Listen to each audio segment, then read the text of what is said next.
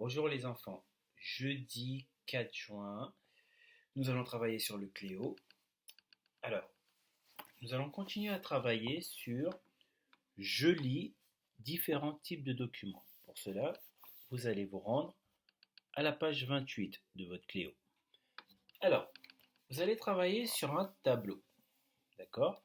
Ce tableau comporte une, deux, trois, quatre colonnes. Et une, deux, trois, 4, 5, 6 lignes. Le titre de ce tableau, c'est Fête de l'école, samedi 21 juin. D'accord? Alors, dans la première colonne du tableau, on vous dit quelles sont les classes qui vont faire une activité pendant la fête de l'école, d'accord? Et l'activité dont il s'agit.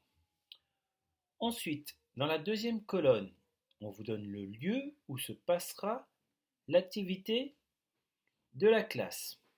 Dans la troisième colonne, on vous donne l'horaire de la première activité et dans la dernière colonne, l'horaire de la deuxième activité.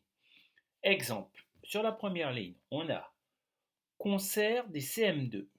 Alors, le concert des CM2 se déroule dans la salle de sport. Il y a un premier concert à 14 heures et le deuxième concert à 17 heures. D'accord? Bien. Une fois que vous avez bien lu ce tableau, vous avez des questions sur ce tableau. Donc, des questions à l'exercice 4 et des questions à l'exercice 5. Je vous laisse lire le tableau, je ne lirai pas tout ce qu'il y a dans le tableau, mais par contre, je vous lis les questions. D'accord? Alors, première question. À quelle heure aura lieu le spectacle de cirque des CE1? Deuxième question.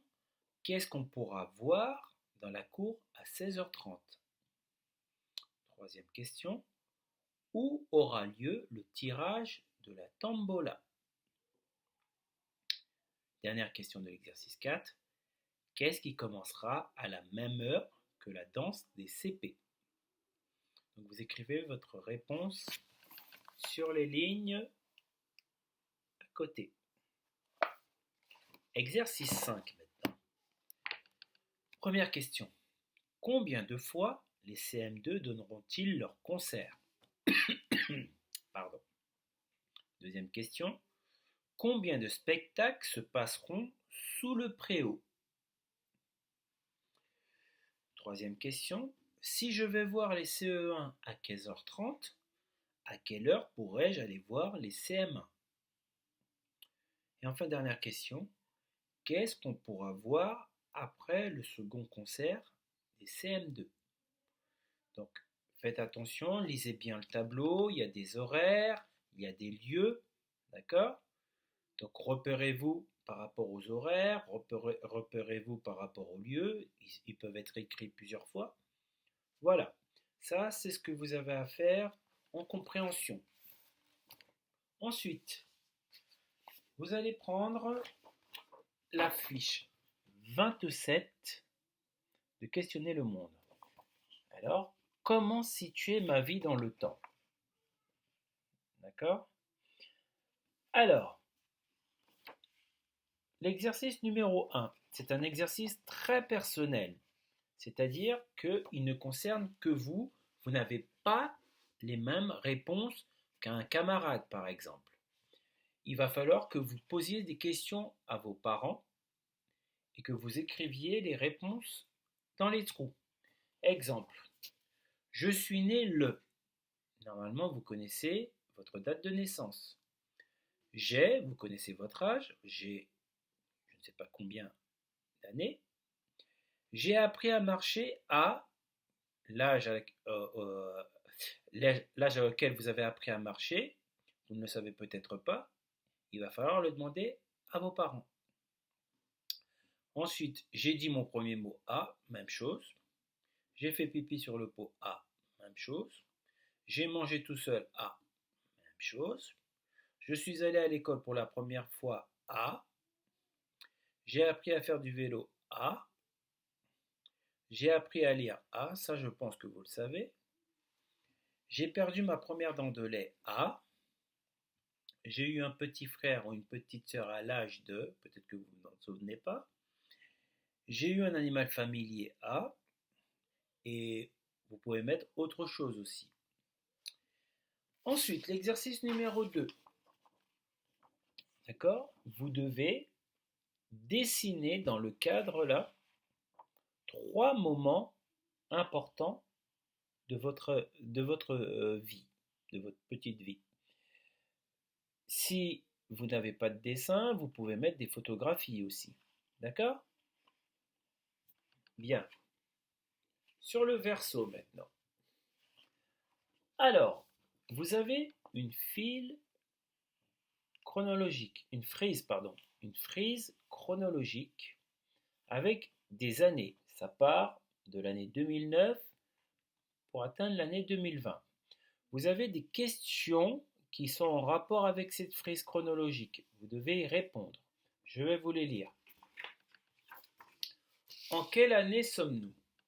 Donc, vous devez la donner cette année et colorier cette année en bleu sur la frise. D'accord? En quelle année es-tu né? Coloriez votre année en rouge sur la frise. En quelle année seras-tu en CE1? Coloriez cette année en vert sur la frise. Alors, je vous donne un petit indice parce que ça va être difficile de faire l'exercice si je ne vous donne pas cet indice. La première et la troisième question, il s'agira de la même année.